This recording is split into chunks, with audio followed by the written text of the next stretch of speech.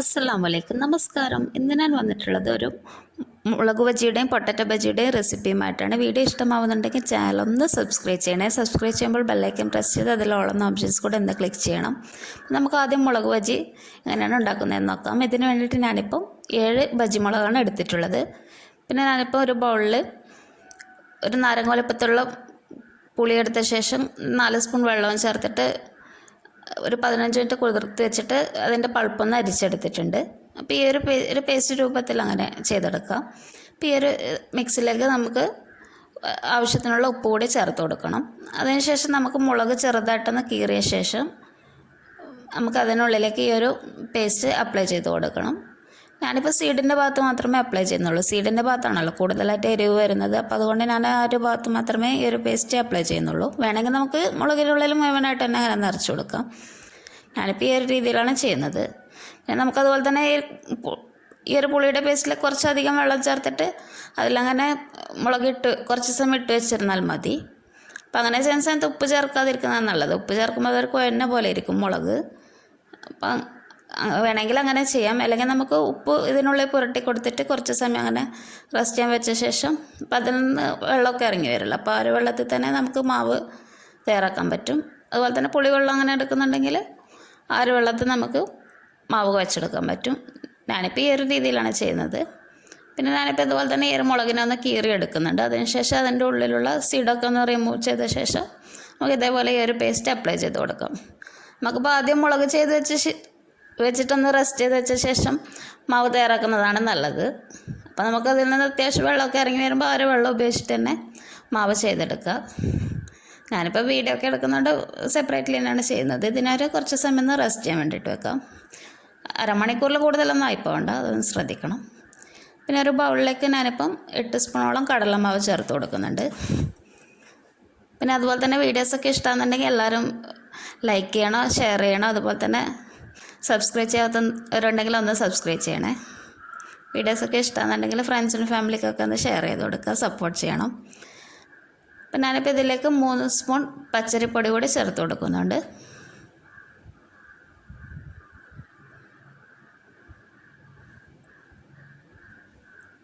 പിന്നെ അതുപോലെ തന്നെ 2 നുള്ള അപ്പക്കാരം കൂടി ചേർത്ത് കൊടുക്കുന്നുണ്ട്. പിന്നെ കുറച്ച് മഞ്ഞൾപ്പൊടി, കൂടുതലായി പോകണ്ട, വളരെ കുറച്ച് കളറിന് വേണ്ടിയിട്ട് മാത്രമേ ചേർക്കുന്നതാണ്. അതുപോലെ തന്നെ 1 സ്പൂൺ മുളക് പൊടി കൂടി ചേർക്കുന്നുണ്ട്. ഞാനിപ്പോൾ കാശ്മീരി റെഡ് ചില്ലിയാണ് ഉപയോഗിക്കുന്നത്. മുളകൊന്നും വല്ലാണ്ട് കൂടി പോകണ്ട, അതൊന്ന് ശ്രദ്ധിക്കണം. പിന്നെ അതുപോലെ തന്നെ ഒരു പച്ചമുളക്, 1 അല്ലി വെളുത്തുള്ളി, 2 ചെറിയുള്ളിയും കൂടി ഒന്ന് ചതച്ചാണ് ചേർക്കുന്നത്. എരിവൊക്കെ ഒരു ഫ്ലേവറിന് വേണ്ടിയിട്ട് മാത്രം ചേർക്കുന്നതാണ്. ഈ ഒരു റെസിപ്പിക്കൊന്നും അധികം എരിവൊന്നും ഉണ്ടാവില്ലല്ലോ. പിന്നെ കുറച്ച് കായപ്പൊടിയും കൂടി പോകേണ്ട, വളരെ കുറച്ചൊരു നുള്ളൊക്കെ ചേർത്താൽ മതി. കൂടുതലായി കഴിഞ്ഞാൽ ഒരു കയ്പ്പ് രസം വരും. പിന്നെ ചെറിയ ജീരകത്തിൻ്റെ പൊടിയും പിന്നെ കുറച്ച് ഉപ്പ് മാത്രമേ ഞാനിപ്പോൾ ചേർക്കുന്നുള്ളൂ. നമ്മൾ അത്യാവശ്യം ഉപ്പ് മുളകിൽ ചേർത്തിട്ടുണ്ടല്ലോ. അപ്പോൾ അത് അങ്ങനെ അവസാനം എടുക്കുന്ന സമയത്ത് അതൊന്ന് ബാലൻസ് ആയിട്ട് വന്നോളും ഉപ്പൊക്കെ. അപ്പോൾ അതുകൊണ്ട് കുറച്ച് മാത്രം ചേർത്താൽ മതി. പിന്നെ കുറച്ച് മല്ലിയിലൂടെ ചേർത്ത് കൊടുത്തിട്ടുണ്ട്. പിന്നെ ഇതിലേക്ക് ഞാനിപ്പോൾ 3/4 ഗ്ലാസോളം വെള്ളം കുറേശ്ശായിട്ട് ചേർത്ത് കൊടുത്തിട്ട് ഒന്ന് മിക്സ് ചെയ്തെടുക്കുക.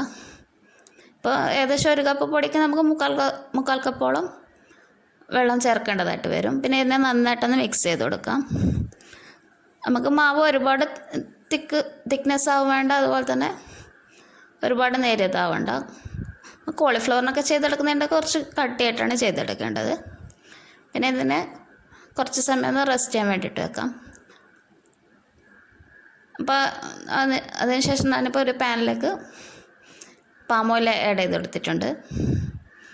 പിന്നെ അതിലേക്ക് നമ്മൾ ഈ ഒരു മുളക് ചേർത്ത് കൊടുക്കും. പിന്നെ മുളകിൽ അധികമായിട്ട് വെള്ളം ഉണ്ടെങ്കിൽ അത് മാവിലേക്ക് ചേർക്കാതിരിക്കാൻ ശ്രദ്ധിക്കണം. അതുകൊണ്ടാണ് ഞാൻ പറഞ്ഞത് അവസാനമായിട്ട് മാവ് ചെയ്യുന്നതായിരിക്കും നല്ലത്. മുളകൊക്കെ ഒന്ന് റെസ്റ്റ് ചെയ്ത് വെച്ച ശേഷം ഞാനിപ്പോൾ വീഡിയോ എടുക്കുന്നതുകൊണ്ട് അങ്ങനെ പെട്ടെന്ന് തന്നെ ചെയ്യുന്നതാണ്. പിന്നെ ഇതിനെ നമുക്ക് എണ്ണയിലേക്ക് ചേർത്ത് കൊടുക്കാം. ഒരു ഗോൾഡൻ ബ്രൗൺ കളറാകുന്ന വരെ നന്നായിട്ടൊന്ന് ഫ്രൈ ചെയ്തെടുക്കണം. ഇത് പെട്ടെന്ന് തന്നെ ഫ്രൈ ആയിക്കോളും. മീഡിയം ഫ്ലെയിമിൽ തന്നെ ഫ്രൈ ചെയ്തെടുക്കാൻ വേണ്ടിയിട്ട് ശ്രമിക്കാം. ഫ്ലെയിം കുറച്ച് വെച്ചിരുന്നാൽ ഒരുപാട് എണ്ണ കുടിക്കുന്ന പ്രശ്നമൊക്കെ ഉണ്ട്. മുളകൊക്കെ വല്ലാതെ ഒരു കുഴഞ്ഞ രൂപത്തിലായിരിക്കും. ഇങ്ങനെ ചെയ്തെടുക്കുമ്പോൾ ആ ഒരു പ്രശ്നമൊന്നും ഉണ്ടാവില്ല. ഇപ്പം നന്നായിട്ട് കോട്ടായിട്ടൊക്കെ കിട്ടിയിട്ടുണ്ട്. ഞാനിപ്പോൾ ഒരുപാട് തിക്കായിട്ട് അങ്ങനെ മാവ് ചെയ്തിട്ടില്ല, ഒന്ന് കോട്ട് ചെയ്യാൻ വേണ്ടിയിട്ട് മാത്രം ആ ഒരു രീതിയിലാണ് ചെയ്തത്.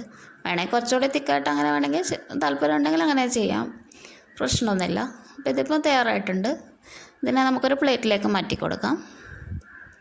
അതിനുശേഷം അടുത്ത ബാച്ച് കൂടി ചെയ്തെടുക്കുന്നുണ്ട്. മുളക് ബജി നമ്മളെപ്പോഴും ചൂടോടെ തന്നെ കഴിക്കാൻ വേണ്ടിയിട്ട് ശ്രമിക്കുക, അപ്പോഴാണ് നല്ല ടേസ്റ്റ് ഉണ്ടാവുക. പിന്നെ ഞാനിപ്പോൾ ഇതിലേക്കൊരു പുളിയിഞ്ചിയാണ് തയ്യാറാക്കുന്നത്.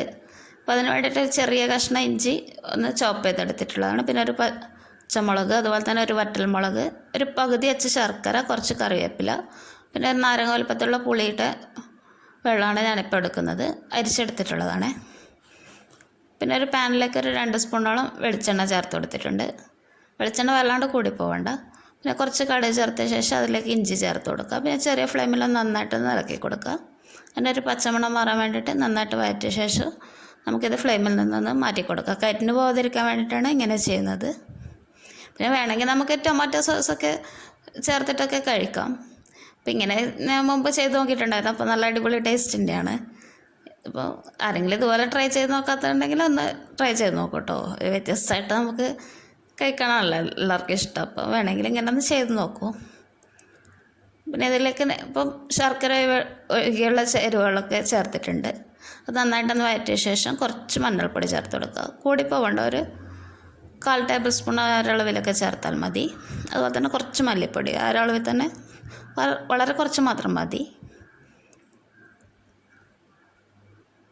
പിന്നെ ഇതിലേക്ക് മുളക് പൊടി കൂടി ചേർത്ത് കൊടുക്കുന്നുണ്ട്. പിന്നെ അതിനുശേഷം നമുക്ക് പുളിവെള്ളം കൂടി ചേർത്ത് കൊടുക്കാം. പിന്നെ ഇതിനൊന്ന് ഹൈ ഫ്ലെയിമിൽ നന്നായിട്ടൊന്ന് തിളപ്പിച്ചെടുക്കണം. പിന്നെ നമുക്ക് തിള വരുന്ന സമയത്ത് തന്നെ ഇതിൽ ആവശ്യത്തിനുള്ള ഉപ്പ് ചേർത്ത് കൊടുക്കാം. പിന്നെ ഇതിലേക്ക് ശർക്കര കൂടി ചേർത്ത് കൊടുക്കാം. പിന്നെ ഇതിനൊന്ന് ചെറുതായിട്ടൊന്ന് കുറുക്കിയെടുക്കണം. നമുക്ക് വല്ലാണ്ട് പുളിയിഞ്ചി പോലെ നന്നായിട്ട് കുറുക്കി വരേണ്ട ആവശ്യമൊന്നുമില്ല. നമുക്കൊന്ന് ഇത് ചേർത്ത് കഴിക്കാൻ പാകത്തിന് ആ ഒരു രീതിയിൽ ചെറുതായിട്ടൊന്ന് കുറുക്കിയെടുത്താൽ മതി. പിന്നെ ഇതിപ്പോൾ ഏകദേശം റെഡിയായി വരുന്നുണ്ട്.